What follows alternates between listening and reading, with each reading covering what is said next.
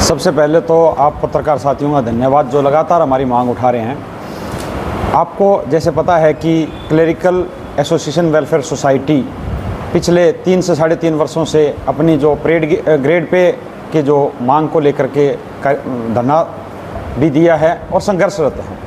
इसी कड़ी में हमारा कल 28 जुलाई को चंडीगढ़ सीएम आवास घेराव का कार्यक्रम था, जिसके कार्यक्रम से पहले ही सरकार द्वारा हमें 27 तारीख को chief principal secretary to CM Shri Rajesh Khullar ji ने मीटिंग के लिए बुलाया था और उस मीटिंग में उन्होंने हमें फिर एक भरोसा दिलाया था कि आपका सोमवार से आपके 2 साथी हमारे पास डेप्यूट कर दीजिए और हम आपकी जो जायज़ मांग है उसको पूरा करेंगे और 5 तारीख तक आपकी एसोसिएशन को ये कंफर्म हो जाएगा कि आपको हम जो है आपका वेतनमान दे रहे हैं। उसी के निरंतर में उन्होंने कहा था कि आपका जो कल का जो सीएम आवास घेराव का जो प्रोग्राम है उसको आप एक बार स्थगित कर दीजिए।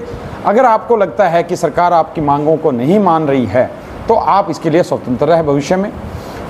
हमारी पीछे भी कई बार सरकार से मीटिंग हुई है। पिछले वर्ष भी हमारी 42 दिन की स्ट्राइक थी।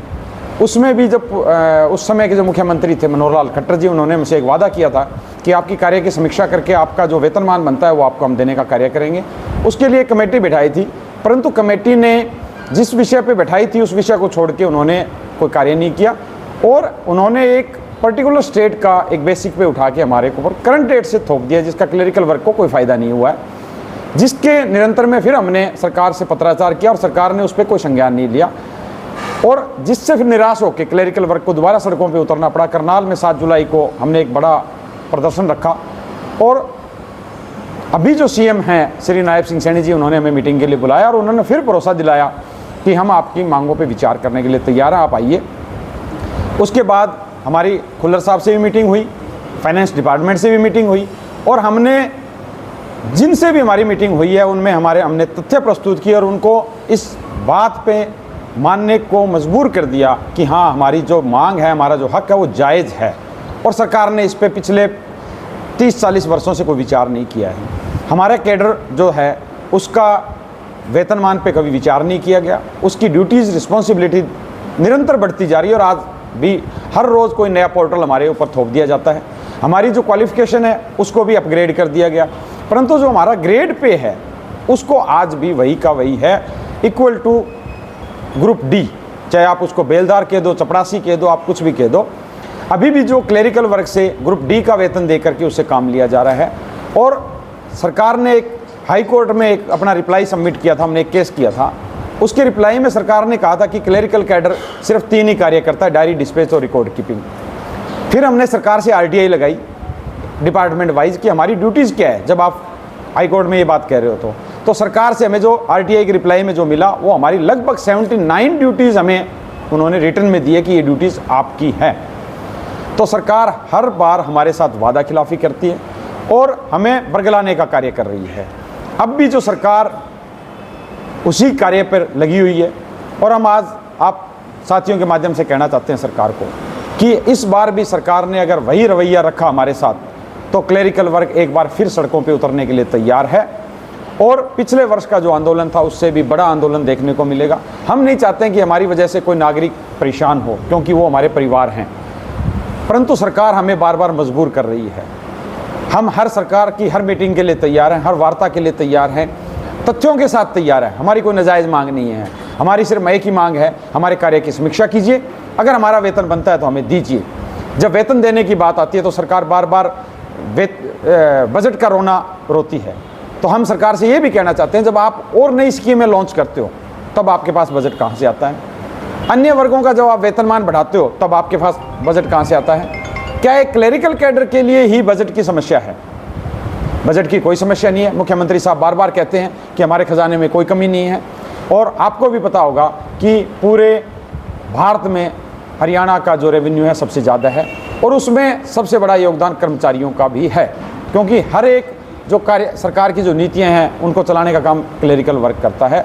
जीरो से लेकर के ऊपर तक हर कार्य को क्लेरिकल वर्क पहुंचाता है, सरकार की नीतियों को पब्लिक तक क्लेरिकल वर्क पहुंचाता है और उसमें हम हर दिन सरकार के साथ खड़े रहते हैं। जब भी कोई नई स्कीम आती है, क्लरिकल वर्ग ने आज तक किसी चीज़ के लिए मना नहीं किया है, परंतु जब वेतन देने की बात आती है तब सरकार हमारे साथ हर बार वादा खिलाफी करती है, धोखा करती है। और आज भी क्लरिकल वर्ग को एक मजदूरी दे के उससे कार्य लेने का काम कर रही है। हमारा जो वेतन है उससे कहीं ज़्यादा एक मजदूरों का वेतन है। तो हम आज फिर आपके माध्यम से सरकार से कहना चाहते हैं कि 5 तारीख तक हमने हमारा जो कार्यक्रम है उसको पोस्टपोन किया है, हमने उसको रद्द नहीं किया है। अगर सरकार 5 तक इस पे कोई सकारात्मक हमें निर्णय नहीं लेती है, 5 अगस्त को कैबिनेट की मीटिंग है, हमें ये भरोसा दिलाया है कि उसमें आपका जो है वेतनमान पे हम निर्णय लेंगे। अगर नहीं लेती है तो क्लरिकल वर्ग फिर एक बार सड़कों पे आपको मिलेगा उतरा हुआ। और मैं अपने क्लरिकल साथियों से भी ये कहना चाहता हूँ आपके माध्यम से कि आप भी 5 तारीख के बाद अपने तन मन और धन से इस संघर्ष के लिए तैयार रहें।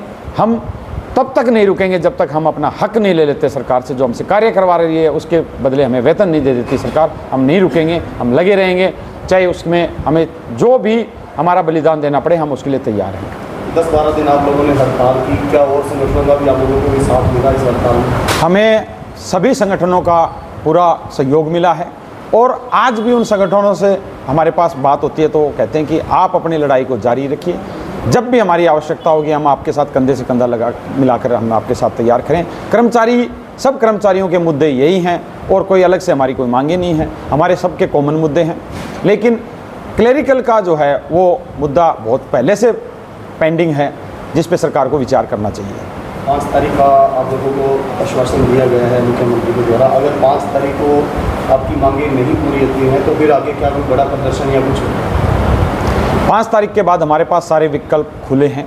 हम स्ट्राइक भी कर सकते हैं, हम सड़कों पे धरना प्रदर्शन भी कर सकते हैं और जैसा कि आपको पता है कि आगे विधानसभा चुनाव है, हम विधानसभा चुनाव में भी जो सरकार हमारे साथ वादा खिलाफी कर रही है हम उसके खिलाफ वोट फॉर 35-400 की मुहिम जैसे कि लोकसभा में चलाई थी वैसे फिर चलाएंगे और इस बार और बढ़ चढ़कर चलाएंगे।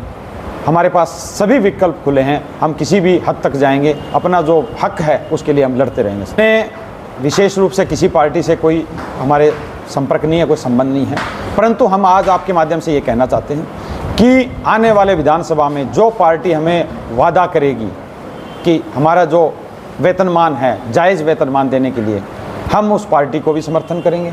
हम अगर ये सरकार हमारा वेतनमान करती है सही, उसमें जो त्रुटियां हैं उसको सुधारती है, तो हम इस सरकार के भी साथ हैं, पहले भी साथ थे, भविष्य में भी साथ रहेंगे। परंतु अगर हमारे साथ जो वादा खिलाफी करेगा हम उसके खिलाफ हैं।